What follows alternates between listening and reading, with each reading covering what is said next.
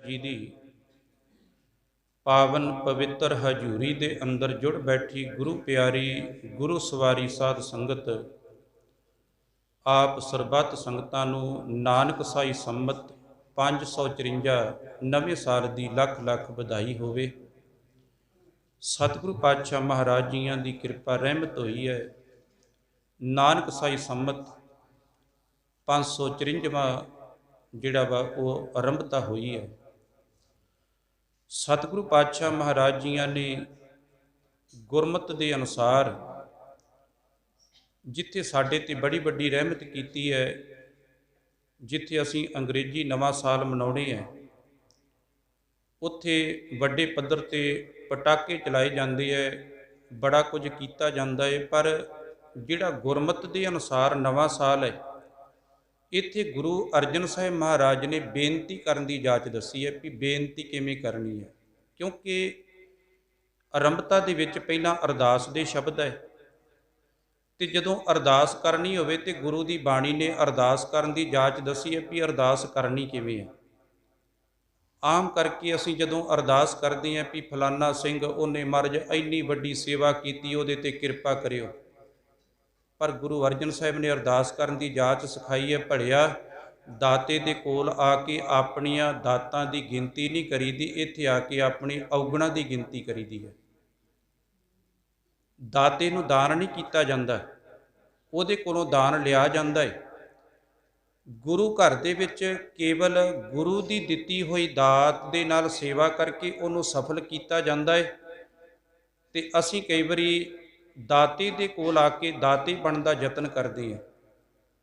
सतगुरु पातशाह गुरु अर्जन साहिब ने 12 माह माझ के अंदर महला पंजवां चौथे घर सुर ताल के अंदर ये शब्द का गायन, एक ओंकार सतगुर प्रसाद परमात्मा एक अद्वैत स्वरूप, उस एक दी होंद सत है, उस एक नूं केवल गुरु की किरपा नाल जाणिया जांदा है।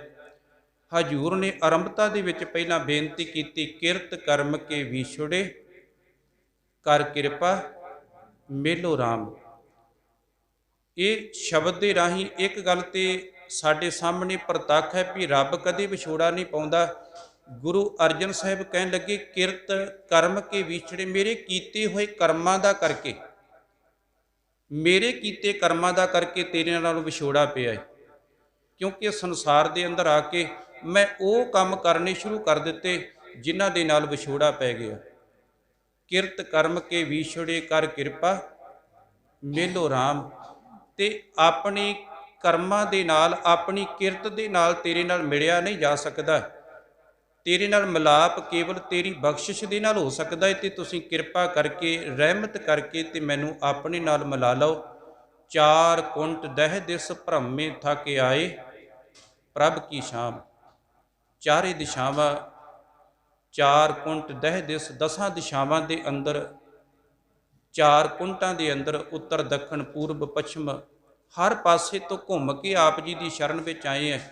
तो ये शब्द की भट्टां ने भी जिहड़ी है गवाही की है कि असीं भी बड़े भटकते रहे।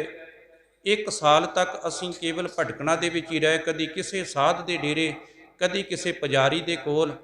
पर कहते जदों गुरु अर्जन साहिब दे कोल आए तो मन की भटकना दूर हो गई।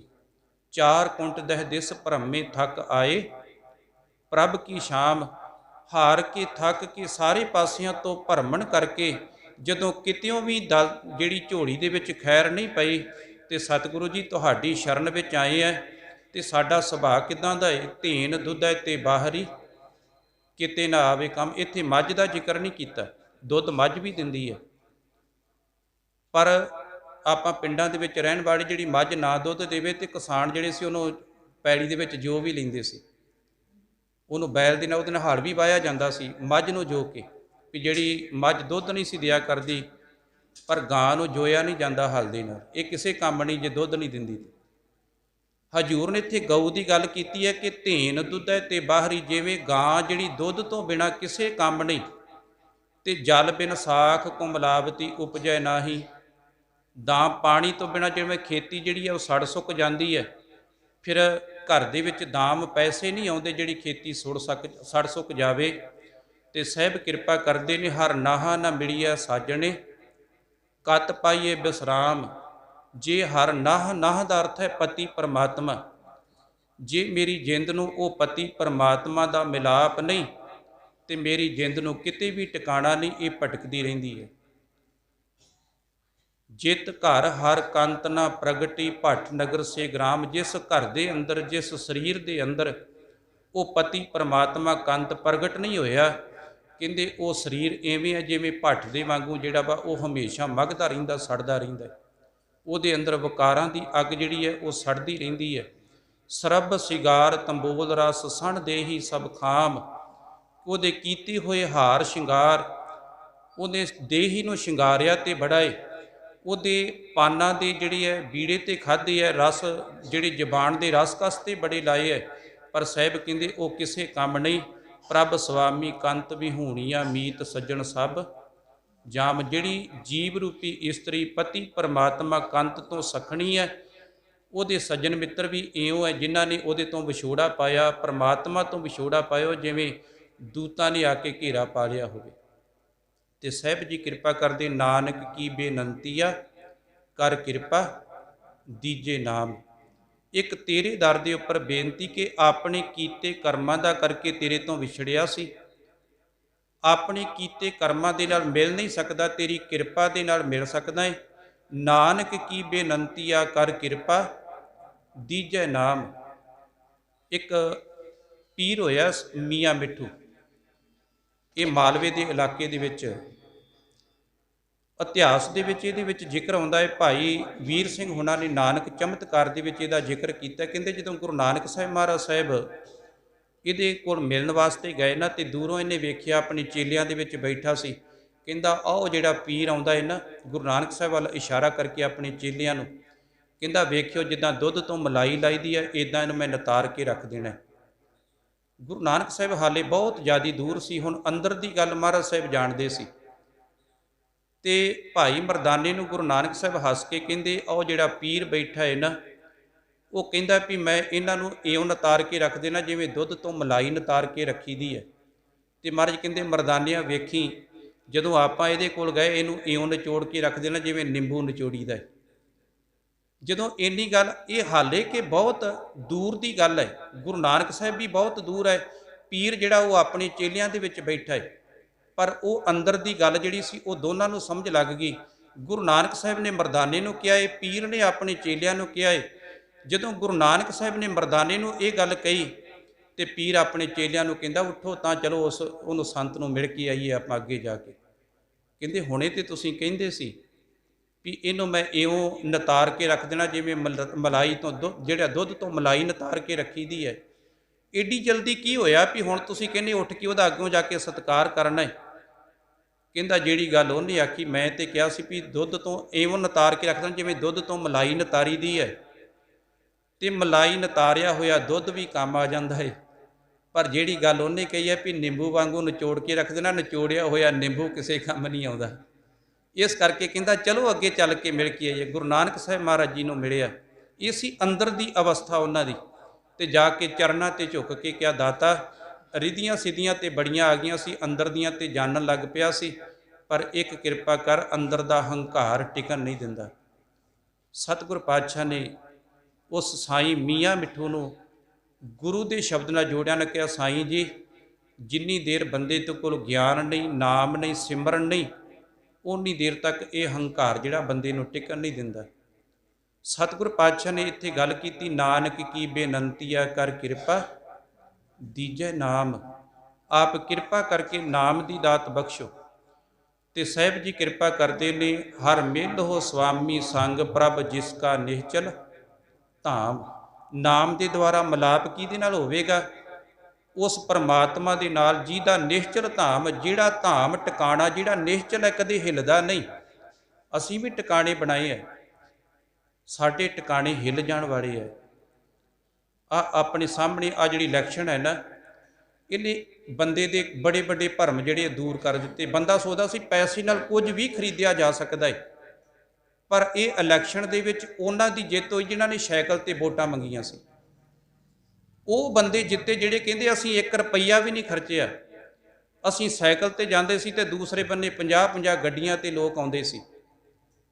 पर जदों रब की रहमत हुंदी है, ਇਹਦਾ मतलब भी गुरु साहब ने ਜਿਹੜਾ ਸਾਨੂੰ ਸਿਧਾਂਤ ਦਿੱਤਾ ਸੀ ਗਰੀਬੀ ਦੇ ਵਿੱਚ ਰਹਿਣ ਵਾਲਾ, ਅੱਜ ਉਹਦਾ ਸਬੂਤ ਸਾਡੇ ਸਾਹਮਣੇ ਪ੍ਰਤੱਖ ਹੈ ਵੀ ਬੰਦਿਆ ਹੰਕਾਰ ਨਾ ਕਰੀ, ਮਾਨ ਨਾ ਕਰੀ, क्योंकि ਜਿਹੜੇ ਰਾਜਿਆਂ ਨੂੰ ਤੂੰ ਰਾਜੇ ਮੰਨ ਕੇ ਬੈਠਾ, ਇਹ ਭੂਪਤ ਸਭ 4 ਦਿਵਸ ਕੇ ਝੂਠੇ ਕਰਤ ਦਿਵਾਜਾ। ਜਿਹੜੇ ਰਾਜਿਆਂ ਨੂੰ ਤੂੰ ਰਾਜੇ ਸਮਝ ਕੇ ਬੈਠਾ, ਇਹ 4 ਦਿਨਾਂ ਦੇ ਹੈ। ਤੇ ਜਦੋਂ ਰੱਬ ਦੀ ਨਦਰ ਉਪੱਠੀ ਜੇ ਕਰੇ ਸੁਲਤਾਨਾ, ਕਾਹੋ ਕਰਾਇੰਦਾ ਦਰ ਮੰਗਣ ਭਿੱਖ ਨਾ ਪਾਈਂਦਾ। ਭਾਵ ਕਹਿਣ ਦਾ ਕਿ ਜਦੋਂ ਰੱਬ ਦੀ ਨਜ਼ਰ ਜਿਹੜੀ ਉੱਠੀ ਪੈਂਦੀ ਹੈ ਨਾ, ਉਦੋਂ ਵੱਡਿਆਂ ਵੱਡਿਆਂ ਦੀਆਂ ਬਾਜ਼ੀਆਂ ਲੱਗ ਜਾਂਦੀਆਂ। ਇਸ ਕਰਕੇ ਗੁਰੂ ਦੇ ਦਰ ਤੇ ਕਦੇ ਵੀ ਆ ਕੇ ਬੰਦਾ ਹੰਕਾਰ ਨਾ ਕਰੇ, ਕਦੇ ਮਾਨ ਨਾ ਕਰੇ। ਗੁਰੂ ਦੇ ਦਰ ਤੇ ਜਦੋਂ ਅਸੀਂ ਝੁਕਦੇ ਹਾਂ ਤੇ ਗੁਰੂ ਝੋਲੀ ਦੇ ਵਿੱਚ ਖੈਰ ਜ਼ਰੂਰ ਪਾਉਂਦਾ ਹੈ। ਸਾਹਿਬ ਨੇ ਕਿਰਪਾ ਕੀਤੀ ਹੈ, ਚੇਤ ਗੋਬਿੰਦ ਆਰਾਧੀਐ ਹੋਵੇ ਆਨੰਦ ਘਣਾ। ਹੁਣ ਬੰਦਾ ਪ੍ਰਸ਼ਾਦਾ ਛਕਦਾ ਹੋਵੇ ਤੇ ਕਹਿੰਦਾ, ਜਦੋਂ ਰੱਜ ਜਾਵੇ ਕਹਿੰਦਾ ਆਨੰਦ ਹੈ। ਜਾਂ ਆਪਾਂ ਕਿਤੇ ਪ੍ਰਸ਼ਾਦਾ ਪਾਣੀ ਛਕ ਕੇ ਬੰਦਾ ਕਿਸੇ ਦੇ ਘਰੇ ਜਾਵੇ, ਉਹ ਕਹਿੰਦਾ ਵੀ ਕੀ ਸੇਵਾ ਕਰੀਏ, ਬੰਦਾ ਕਹਿੰਦਾ ਨਹੀਂ ਆਨੰਦ ਹੈ। ਅਸਲ ਵਿੱਚ ਆਨੰਦ ਦੀ ਪਰਿਭਾਸ਼ਾ ਕੀ ਹੈ? ਗੁਰੂ ਅਮਰਦਾਸ ਮਹਾਰਾਜ ਜੀਆਂ ਨੇ ਆਨੰਦ ਦੀ ਪਰਿਭਾਸ਼ਾ ਦੱਸੀ। ਆਪਾਂ ਆਨੰਦ ਸਾਹਿਬ ਦੀ ਬਾਣੀ ਪੜ੍ਹਦੇ ਹਾਂ, ਉਹਦੇ ਵਿੱਚ ਪੜ੍ਹਦੇ ਹਾਂ ਕਿ ਅਸਲ ਦੇ ਵਿੱਚ ਆਨੰਦ ਹੈ ਕੀ ਹੈ। ਆਨੰਦ ਸੁਨੋ ਵੱਡ ਭਾਗੀਓ ਸਗਲ ਮਨੋਰਥ ਪੂਰੇ। ਕੀ ਮਨ ਦੇ ਸਾਰੇ ਮਨੋਰਥ ਪੂਰੇ ਹੋ ਗਏ, ਸਾਰੀਆਂ ਇੱਛਾ ਪੂਰੀਆਂ ਹੋ ਗਈਆਂ, ਇਹ ਆਨੰਦ ਹੈ? ਜਾਂ ਆਨੰਦ ਭਇਆ ਮੇਰੀ ਮਾਏ ਸਤਿਗੁਰੂ ਮੈਂ ਪਾਇਆ, ਜਾਂ ਸਤਿਗੁਰੂ ਨੂੰ ਪ੍ਰਾਪਤ ਕਰ ਲਿਆ, ਗੁਰੂ ਨੂੰ ਮਿਲ ਪਏ, ਤੇ ਕੀ ਇਹ ਆਨੰਦ ਹੈ? ਗੁਰੂ ਅਮਰਦਾਸ ਮਹਾਰਾਜ ਨੇ ਕਿਹਾ ਆਨੰਦ ਦੀ ਪਰਿਭਾਸ਼ਾ ਇਹ ਹੈ, ਆਨੰਦ ਆਨੰਦ ਸਭ ਕੋ ਕਹੈ, ਆਨੰਦ ਗੁਰੂ ਤੇ ਜਾਣਿਆ, ਜਾਣਿਆ ਆਨੰਦ ਸਦਾ ਗੁਰ ਤੇ, ਕਿਰਪਾ ਕਰੇ ਪਿਆਰਿਆ, ਕਰ ਕਿਰਪਾ ਕਿਲ ਵਿਖ ਕੱਟੇ, ਗਿਆਨ ਅੰਜਨ ਸਾਰਿਆ, ਅੰਦਰੋਂ ਜਿਨ ਕਾ ਮੋਹ ਟੁੱਟਾ, ਤਿਨ ਕਾ ਸ਼ਬਦ ਸੱਚੇ ਸਵਾਰਿਆ, ਕਹੇ ਨਾਨਕ ਇਹ ਆਨੰਦ ਹੈ। ਆਨੰਦ ਗੁਰ ਤੇ ਜਾਣਿਆ। ਅਸਲ ਦੇ ਵਿੱਚ ਆਨੰਦ ਉਹ ਹੈ ਜਦੋਂ ਗੁਰੂ ਨੇ ਗਿਆਨ ਦਾ ਸੁਰਮਾ ਨੇਤਰਾਂ ਦੇ ਵਿੱਚ ਪਾ ਕੇ ਅਗਿਆਨਤਾ ਦਾ ਹਨੇਰਾ ਦੂਰ ਕਰ ਦਿੱਤਾ। ਜਦੋਂ ਜੀਵਨ ਜਿਉਣ ਦੀ ਸਮਝ ਲੱਗ ਗਈ, ਚੇਤ ਗੋਬਿੰਦ ਆਰਾਧੀ ਹੈ। ਚੇਤ ਦੇ ਮਹੀਨੇ ਵਿੱਚ ਸਾਹਿਬ ਕਹਿੰਦੇ, ਜੇ ਤੂੰ ਆਨੰਦ ਚਾਹੁੰਦਾ ਹੈ, ਖੁਸ਼ੀ ਚਾਹੁੰਦਾ ਹੈ, ਖੇੜਾ ਚਾਹੁੰਦਾ ਹੈ, ਤੇ ਜਿਹੜਾ ਧਰਤੀ ਨੂੰ ਪਾਲਣ ਵਾਲਾ ਪਰਮਾਤਮਾ, ਉਹਨੂੰ ਚਿੱਤ ਦੇ ਵਿੱਚ ਰੱਖੀ, ਉਹਨੂੰ ਨਾ ਭੁੱਲੀ, ਉਹਨੂੰ ਯਾਦ ਵਿੱਚ ਰੱਖੇਗਾ ਤੇ ਮਿਲੇਗਾ ਕੀ? ਹੋਵੇ ਆਨੰਦ ਘਣਾ। ਘਣਾ ਦਾ ਅਰਥ ਹੁੰਦਾ ਬਹੁਤਾ ਆਨੰਦ। ਦੁਨੀਆ ਦੇ ਵਿੱਚੋਂ ਪੈਸੇ ਦਾ ਆਨੰਦ ਥੋੜ੍ਹੇ ਸਮੇਂ ਦਾ ਹੈ, ਰਾਜ ਭਾਗ ਦਾ ਆਨੰਦ ਥੋੜ੍ਹੇ ਸਮੇਂ ਦਾ ਹੈ। ਇਹ ਪੈਸੇ ਦਾ ਆਨੰਦ ਆਉਂਦਾ ਜਦੋਂ, ਉਦੋਂ ਬੜੀ ਖੁਸ਼ੀ ਦਿੰਦਾ, ਜਦੋਂ ਜਾਂਦਾ ਹੈ ਤੇ ਬੰਦੇ ਨੂੰ ਕਮੜਿਆਂ ਕਰਕੇ ਸੁੱਟ ਦਿੰਦਾ ਹੈ। ਹੁਣ ਆਹ ਜਿਹੜੇ ਵੱਡੇ ਵੱਡੇ ਲੀਡਰ ਹਾਰੇ ਹੈ, ਉਹਨਾਂ ਨੂੰ ਪੁੱਛ ਕੇ ਦੇਖੋ ਉਹਨਾਂ ਦੀ ਹਾਲਾਤ ਕਿੱਦਾਂ ਦੀ, ਉਹਨਾਂ ਨੂੰ ਨੀਂਦ ਨਹੀਂ ਆਉਂਦੀ ਹੋਣੀ ਮੇਰਾ ਖਿਆਲ ਕਈਆਂ ਨੂੰ ਤੇ। ਕਿਉਂਕਿ ਜਿੱਦਾਂ ਦੇ ਜੇ ਇਹ ਰਾਜ ਭਾਗ ਦਾ ਖੁਸ਼ੀ ਹੈ ਨਾ, ਆਨੰਦ ਹੈ, ਤੇ ਜਦੋਂ ਇਹ ਜਾਂਦਾ ਹੈ ਤੇ ਬੰਦੇ ਨੂੰ ਟੈਨਸ਼ਨ ਵੀ ਦੇ ਕੇ ਜਾਂਦਾ ਹੈ। ਜੇ ਮਾਇਆ ਦੀ ਖੁਸ਼ੀ ਹੈ, ਜਦੋਂ ਮਾਇਆ ਜਾਂਦੀ ਹੈ ਤੇ ਉਦੋਂ ਵੀ ਦੁੱਖ ਵੀ ਦੇ ਕੇ ਜਾਂਦੀ ਹੈ। ਪਰ ਪਰਮਾਤਮਾ ਦਾ ਆਨੰਦ ਉਹ ਆਨੰਦ ਹੈ, ਇੱਥੇ ਬੰਦ ਵੀ ਕੱਟਿਆ ਜਾਵੇ ਤੇ ਤਾਂ ਵੀ ਆਨੰਦ ਦੇ ਵਿੱਚ। ਇੱਥੇ ਆਰੇ ਦੇ ਨਾਲ ਵੀ ਉਹਦੇ ਸਰੀਰ ਨੂੰ 2 ਫਾੜ ਕਰ ਦਿੱਤਾ ਜਾਵੇ ਤਾਂ ਵੀ ਆਨੰਦ ਦੇ ਵਿੱਚ ਹੈ। ਤੇ ਭਾਈ ਮਣੀ ਸਿੰਘ ਸਾਹਿਬ ਜਦੋਂ ਜਲਾਦ ਆਰੇ ਉਹ ਗੁੱਟ ਤੇ ਆਰਾ ਮਾਰ ਲੱਗਾ ਸੀ, ਤੇ ਭਾਈ ਸਾਹਿਬ ਨੂੰ ਪੁੱਛਦਾ ਵੀ ਕਿਵੇਂ ਇਹਦਾ ਮਹਿਸੂਸ ਕਰਦੇ? ਕਹਿੰਦੇ ਬੜਾ ਆਨੰਦ ਹੈ। ਕਹਿੰਦੇ ਹੱਦ ਹੋ ਗਈ ਹੈ, ਤੈਨੂੰ ਪਤਾ ਹੈ ਵੀ ਤੈਨੂੰ ਮੈਂ ਵੱਢਣ ਲੱਗਾ ਏ, ਤੇ ਮੈਂ ਤੇ ਤੇਰੇ ਤੇ ਤਰਸ ਕੀਤਾ ਸੀ ਵੀ ਵੱਡੇ ਵੱਡੇ ਪੀਸ ਕਰਕੇ ਛੇਤੀ ਜੱਬ ਮਕਾਵਾਂ, ਕਿਉਂਕਿ ਮੈਨੂੰ ਹੁਕਮ ਹੈ ਵੀ ਬੰਦ ਕੱਟਣ ਦਾ। ਭਾਈ ਮਣੀ ਸਿੰਘ ਕਹਿੰਦੇ ਤੂੰ ਬੰਦ ਕੱਟ, ਵੇਖੀ ਮੇਰੇ ਆਨੰਦ 'ਚ ਫਰਕ ਨਹੀਂ ਪੈਣਾ। ਉਹ ਕਹਿੰਦਾ ਇਹ ਕਿਵੇਂ ਹੋ ਸਕਦਾ ਹੈ? ਭਾਈ ਸਾਹਿਬ ਕਹਿੰਦੇ ਤੂੰ ਸ਼ੁਰੂ ਕਰ। ਕਹਿੰਦੇ ਜਦੋਂ ਟੋਕਾ ਲੈ ਜਲਾਦ ਆਇਆ, ਜਦ ਗੁੱਟ ਤਾਈਂ ਉਸ ਹੱਥ ਪਾਇਆ, ਤਦ ਭਾਈ ਮਣੀ ਸਿੰਘ ਇਹ ਬੋਲ ਕਹੇ, ਮਰਦ ਉਹ ਜੋ ਸਾਬਤ ਕੌਲ ਰਹੇ, ਕਰਤਬ ਦਾ ਚੇਤਾ ਚਿੱਤ ਵਿੱਚ ਧਰ, ਇੱਕ ਉਂਗਲੀ ਦੇ 3 ਟੋਟੇ ਕਰ, ਲੋਕਾਂ ਲਈ ਭਾਵੇਂ ਜਲਾਦ ਹੈ ਤੂੰ, ਪਰ ਮੇਰੇ ਲਈ ਰੱਬ ਦੀ ਯਾਦ ਹੈ ਤੂੰ, ਜੋ ਹੋਣਾ ਹੈ ਨਾ ਮੁੜਨਾ ਹੈ, ਤੂੰ ਕੱਟਣਾ ਹੈ ਮੈਂ ਜੁੜਨਾ ਹੈ। ਕਹਿੰਦਾ ਵੀ ਤੂੰ ਤੇ ਕੱਟੀ ਜਾਣਾ ਹੈ ਮੇਰਾ ਬੰਦ, ਪਰ ਮੇਰੀ ਆਤਮਾ ਆਨੰਦਪੁਰ ਦੇ ਵਾਸੀ ਗੁਰੂ ਕਲਗੀਧਰ ਪਾਤਸ਼ਾਹ ਦੇ ਚਰਨਾਂ ਵਿੱਚ ਜੁੜਦੀ ਜਾਣੀ ਹੈ। ਉਹ ਆਨੰਦ ਹੈ ਜਿਹੜੇ ਆਨੰਦ ਨੂੰ ਬੰਦ ਕੱਟਣ ਤੇ ਵੀ ਕੋਈ ਫਰਕ ਨਹੀਂ ਪੈਂਦਾ। ਇਹ ਉਹ ਆਨੰਦ ਦੀ ਗੱਲ ਗੁਰੂ ਸਾਹਿਬ ਨੇ ਕੀਤੀ ਹੈ ਪੁੱਤ ਦਾ ਕਲੇਜਾ ਕੱਢ ਕੇ ਮੂੰਹ ਦੇ ਵਿੱਚ ਪਾਇਆ ਜਾਂਦਾ ਹੈ ਤੇ ਬਾਬਾ ਬੰਦਾ ਸਿੰਘ ਹੱਸ ਖੇਡ ਖੜਾ ਕੇ ਹੱਸਦੇ ਆ। ਜਲਾਦ ਪੁੱਛਦਾ ਹੈ ਵੀ ਬਾਬਾ ਬੰਦਾ ਸਿੰਘ ਬਹਾਦਰ ਇਹ ਹਾਸਾ ਕਿਉਂ? ਕਹਿੰਦੇ ਜਦੋਂ ਕਿਸੇ ਨੂੰ ਸਗਨ ਲਾਈਏ ਉਹਦੇ ਮੂੰਹ ਨੂੰ ਕੁਝ ਨਾ ਕੁਝ ਲਾਇਆ ਜਾਂਦਾ ਹੈ। ਅੱਜ ਜਿਹੜਾ ਮੇਰੇ ਪੁੱਤ ਦਾ ਕਲੇਜਾ ਕੱਢ ਕੇ ਮੇਰੇ ਮੂੰਹ ਨੂੰ ਲਾਇਆ ਹੈ, ਇਹ ਤੁਸੀਂ ਇਹ ਸਗਨ ਲਾਇਆ ਹੈ। ਹੁਣ ਗੁਲਾਮੀ ਦੀਆਂ ਜੰਜੀਰਾਂ ਛੇਤੀ ਟੁੱਟਣ ਵਾਲੀਆਂ ਤੇ ਇਹ ਆਜ਼ਾਦੀ ਦਾ ਸਗਨ ਮੇਰੇ ਮੂੰਹ ਨੂੰ ਲਾ ਦਿੱਤਾ ਤੁਸੀਂ। ਉਹ ਪੁੱਤ ਦੇ ਕਲੇਜਾ ਵੀ ਮੂੰਹ ਦੇ ਵਿੱਚ ਪਵਾ ਕੇ ਕਹਿੰਦੇ ਇਹ ਸਗਨ ਦੀ ਰਸਮ ਹੈ, ਇਹ ਸਾਨੂੰ ਆਜ਼ਾਦੀ ਮਿਲਣ ਵਾਲੀ ਹੈ। ਤੇ ਉਹ ਜਲਾਦ ਦੇ ਹੱਥ ਕੰਬ ਗਏ ਵੀ ਜਿਹੜੇ ਸਿੱਖਾਂ ਦੇ ਪੁੱਤਾਂ ਦੇ ਕਲੇਜੇ ਕੱਢ ਕੇ ਮੂੰਹ ਵਿੱਚ ਪਾਉਣ ਤੇ ਵੀ ਉਹਨਾਂ ਦੇ ਚਿਹਰੇ ਤੇ ਖੁਸ਼ੀ ਹੈ। ਤੇ ਉਹ ਖਾਨ ਬਹਾਦਰ ਨੂੰ ਜਾ ਕੇ ਕਹਿੰਦੇ ਇਹਨਾਂ ਦੇ ਅੰਦਰ ਇਹਨਾਂ ਦੇ ਗੁਰੂ ਨੇ ਉਹ ਆਬੇ ਹਿਆਤ ਦੇ ਦਿੱਤਾ ਹੈ। ਅਸੀਂ ਤੇ ਇਹਨਾਂ ਦੇ ਤਸੱਦਦ ਕਰਦੇ ਕਰਦੇ ਸਾਡੇ ਅੰਦਰ ਕੰਬ ਜਾਂਦੇ ਆ, ਪਰ ਇਹ ਤੇ ਹੱਸੀ ਜਾਂਦੇ ਖੇੜੇ ਦੇ ਵਿੱਚ ਨੇ। ਤੇ ਸਾਹਿਬ ਨੇ ਉਸ ਆਨੰਦ ਦੀ ਗੱਲ ਕੀਤੀ, ਚੇਤ ਗੋਬਿੰਦ ਅਰਾਧੀਐ ਹੋਵੈ ਆਨੰਦ ਘਣਾ, ਸੰਤ ਜਨਾ ਮਿਲ ਪਾਈਐ ਰਸਨਾ।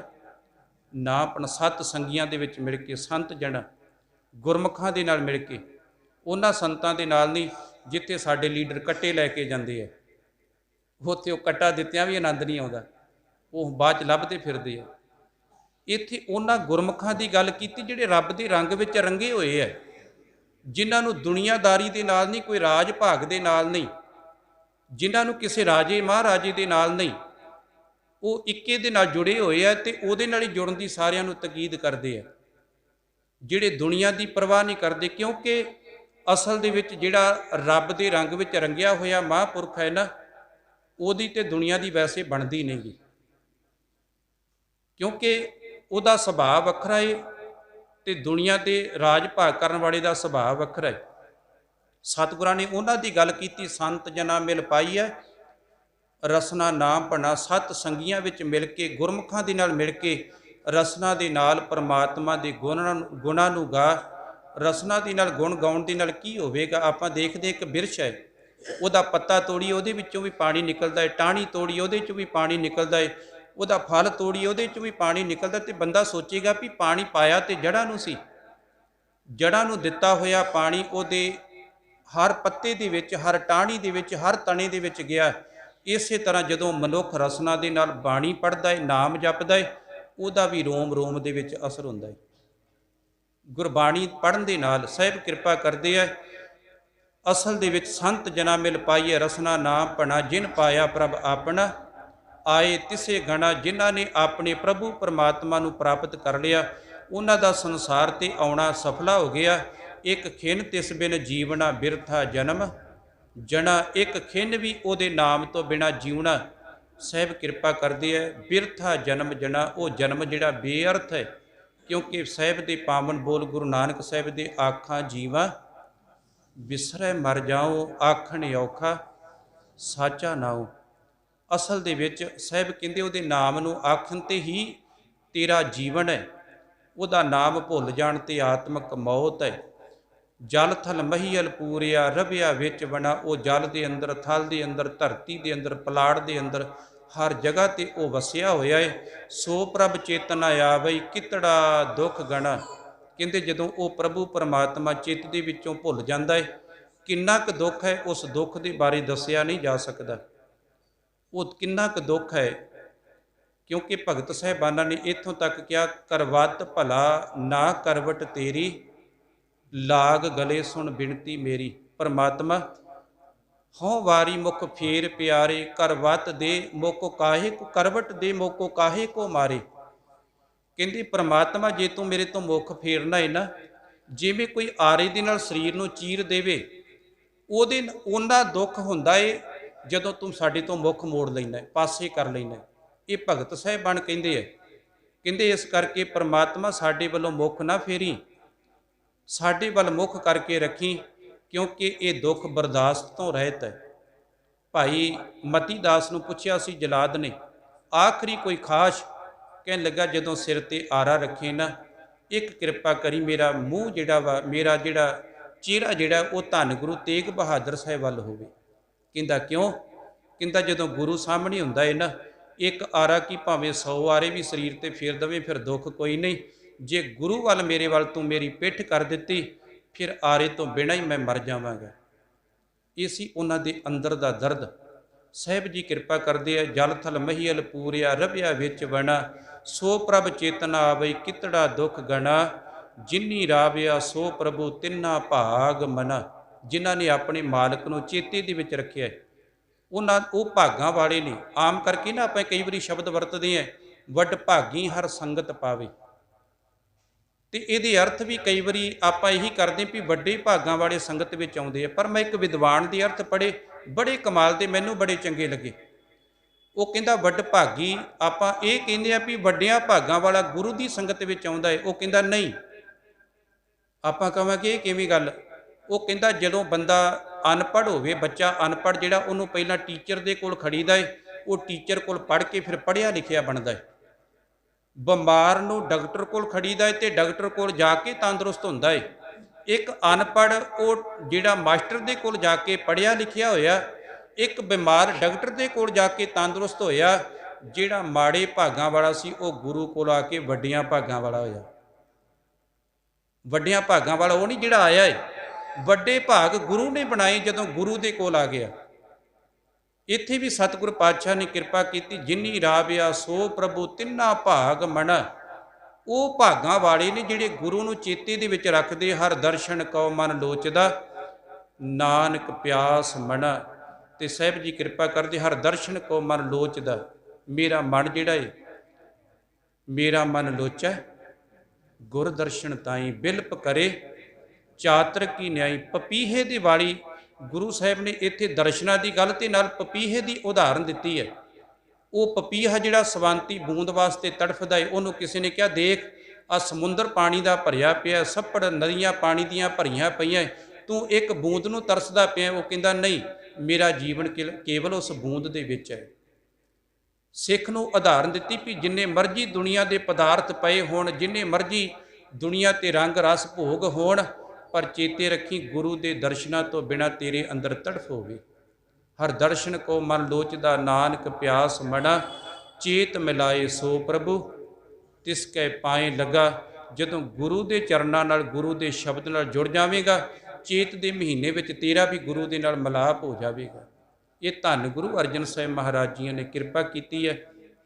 ਆਰੰਭ ਹੋਇਆ ਚੇਤ ਦਾ ਮਹੀਨਾ, ਸਰਬੱਤ ਸੰਗਤਾਂ ਵਾਸਤੇ ਲਾਹੇਵੰਦ ਹੋਵੇ। ਸਤਿਗੁਰੂ ਪਾਤਸ਼ਾਹ ਜੀ ਚੜ੍ਹਦੀਆਂ ਕਲਾ ਬਖਸ਼ਿਸ਼ ਕਰਨ, ਆਪਣੇ ਚਰਨਾਂ ਦਾ ਪਿਆਰ